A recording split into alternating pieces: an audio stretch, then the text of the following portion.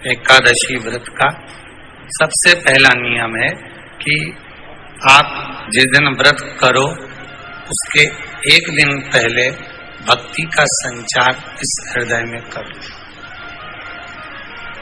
भक्ति का संचार इस हृदय में कर लीजिए। जिस दिन आप व्रत करो, जैसे एकादशी का व्रत कर रहे हो तो दशमी के दिन शाम का समय जब आवे, रात्रि जब होने लगे, शाम का समय आवे और रात्रि का आप जब भोजन ग्रहण करो तो उस भोजन में कोई ऐसा पदार्थ ग्रहण मत करिए जिस पदार्थ के कारण आपकी एकादशी बिगड़ जाए।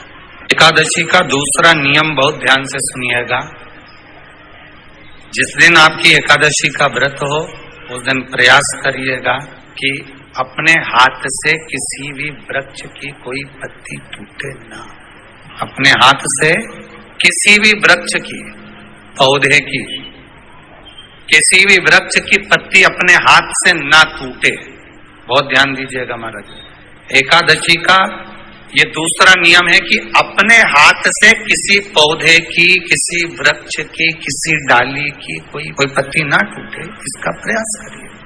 यहाँ पर तीसरे नंबर का जो, चौथे नंबर का जो उपाय बताया है, उपवास करने का जो नियम बताया, उसमें वर्णन किया एकादशी के दिन अगर आपका व्रत है तो आप भूलवश भी डब्बे में रखी हुई रोटी गाय को ना देते हुए कुछ थोड़ा सा फलहार, कोई केला, कोई सेब, जो आप खाते हो, अंगूर, पपीता, जो आप ग्रहण कर रहे हो, उसका थोड़ा सा भाग आप गाय को प्रदान करो।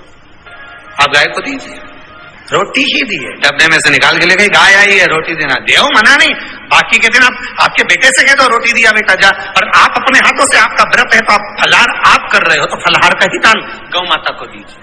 पांचवा वर्णन किया चतुर्थ भाव में, बन सके जितना एकादशी के दिन भगवान का ओम नमो भगवते वासुदेवाय का जाप करें या अपने गुरु मंत्र का स्मरण करें, चाहे जो मंत्र आपके हृदय में समाहित हो।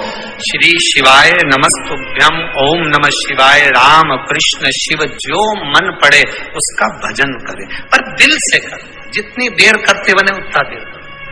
माला पकड़ने की भी जरूरत नहीं कि माला पकड़ के बैठता हूं तो घट की जिभ्या से जप लो नहीं जी वही उतना में पूरा हो जाए, वही बहुत। पांचवा नियम कहा, जिस दिन आपका व्रत रहे किसी निंदक से बात ना करें। निंदक जानते हो, भाई दूज के दिन, दिवाली की जो भाई दूज होती है ना, होली दिवाली की जो दूज होती है, उनमें ऐसा गोबर का भाई दूज बनाते हैं और पास में एक चुगलखोर भी बना है और चुगलखोर के ऊपर सब भाटा धर रहे हैं, पत्थर। अब तुम्हारे उधर रखे कि नहीं रखे हमें नहीं मालूम रहे हो, जितने आस्था पे सुन रहे हो, पर हमारे इधर तो ऐसा रहता है, गोबर का भाई बहन बनाए और उसकी पूजन करे, उसके पास में एक गोबर का चुगल चोर भी बनाए, उसके ऊपर बाटा करे। कथा वर्णन कर रही है, निंदक से बात ना करे। मान लो किसी ने आकर आपको निंदा कर भी दी तो तुरंत सूर्य नारायण भगवान का दर्शन करें और 3 बार उनका दर्शन कर कर नेत्र बंद करें, तब जाकर वो निंदा जो अंदर गई है, अंदर पवित्रता प्रदान करेगी, तब जाकर एकादशी का व्रत लगेगा। पहले तो प्रयास करो, अगर जो निंदा करने आता है ना तो उसको उस दिन एकादशी वाले दिन दरवाजे पे लिख दो। जीव की हत्या ना करे, अगला नियम है, अपने द्वारा जीव की हत्या ना हो, प्रयास करना, किसी को कष्ट ना हो। 18 नियम में से एक नियम और, प्रयास करिएगा एकादशी जब भी करें तो द्वादशी से जुड़ी हुई करें, दशमी से जुड़ी हुई एकादशी कम करें। जो वैष्णवों की एकादशी कौन सी होती है? जो एकादशी द्वादशी से जुड़ी हो, दशमी से नहीं। दशमी से जुड़ी हुई एकादशी व्रत कहलाती है और द्वादशी से जुड़ी हुई एकादशी पुण्य फल प्रदान कर कर वैष्णवों को भगवान के चरण में छोड़ आती है। इसलिए एकादशी द्वादशी से जुड़ी हुई होना चाहिए। फिर अगला वर्णन किया गया, महाराज शास्त्र कहता है, अगला वर्णन जो किया गया उसमें बताया, प्रयास करें जिस दिन एकादशी हो उस दिन घर में बुआरी झाड़ू आदि जो लगती है वो दूसरा लगा ले। क्यों? उसका वर्णन है, अगर आप बुआरी लगाएंगे, झाड़ू लगाएंगे, पोछा लगाएंगे तो हो सकता है कोई जीव आपके हाथ के द्वारा मर जाए। क्या करोगे? सारे व्रतों में केवल एक व्रत ऐसा होता है एकादशी का जिसका उद्यापन पहली एकादशी पर भी कर सकते हो। सारे उद्यापन में केवल एक उद्यापन ऐसा होता है, सारे व्रतों में एक व्रत का उद्यापन ऐसा होता है, वो है एकादशी का। ये जरूरी नहीं कि 26 पूरी होगी तभी तुम करोगे, या तो पहली में ही कर लो या फिर 26 पूरी हो तब कर। पर उद्यापन, अब तुमको ऐसा लगे कि हाँ मैं अभी तो जीऊंगी हो, अभी तुम्हारा बाल भी धोला नहीं हुआ, तुमको ऐसा लगे तो अभी तुम्हें तो बढ़िया, तो पहली पर करने से क्या फल मिलेगा? तो एकादशी की नियमावली कहती है, अगर मान लो आपने पहली एकादशी पर भी उद्यापन कर लिया, इसके बाद में जितनी एकादशी करोगे वो सारी तुम्हारे खाते में जुड़ती जाएगी। मतलब बैंक में खाता खोल लो, ठीक है? खाता खोल लिया, अब जितना कमाता जाओगा उसमें डालते जाओ, जितनी कमाई करके लाओगे उसमें जमा करते जाओ। एकादशी एक बार उद्यापन पहले में भी हो गया तो बाकी का पुण्य तुम्हारे खाते में आ जाए।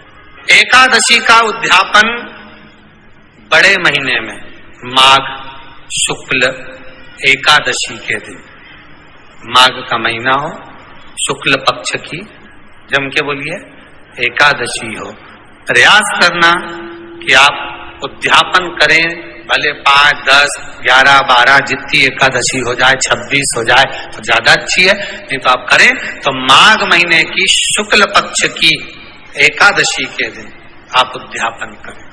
प्रयास रखना, प्रयास करें। बड़े महीने के अंतर्गत जो उद्यापन, हाँ चतुर्मास के अंतर्गत उद्यापन नहीं होता एकादशी का, बहुत ध्यान दीजिएगा। ये जो सावन भादो कुमार कार्तिक जो 4 महीना होते हैं भगवान के शयन करने के, इसके अंतर्गत एकादशी का उद्यापन नहीं होता, और इसके अंतर्गत उद्यापन करना भी नहीं चाहिए एकादशी। एकादशी का उद्यापन माघ महीने की शुक्ल पक्ष की एकादशी के दिन आप बहुत प्रेम से आनंद के साथ करिए महाराज। परंतु एकादशी के उद्यापन में सबसे ज्यादा अगर कुछ जरूरी होता है तो 24 तरह का नैवेद्य जरूरी होता है। कितने तरह का? 24 तरह का नैवेद्य। अब आप कहोगे गुरुजी उद्यापन हम कर रहे हैं एकादशी का, तो उसमें तो फलहार का हमें नैवेद्य बनाना चाहिए। तो फिर ये पुराण के अंतर्गत स्कंद पुराण में ये चीज लिखी है कि एकादशी का जब उद्यापन करते हैं तो 24 तरह का नैवेद्य बनाकर सिद्ध करते हैं। 24 तरह का नैवेद्य जान रखना, हलवा बना लो, खीर बना लो, पूड़ी बना लो, सब्जी बना लो, पकौड़ा बना लो, भजिया बना लो, ऐसे 24 तरह का नैवेद्य अलग अलग चाहिए। पर लोग क्या करते हैं, खोपरा पाक बनवा लेते हैं 1-2 किलो और 24 जगह रख देते हैं। 24 तरह का नैवेद्य रखा जाता है।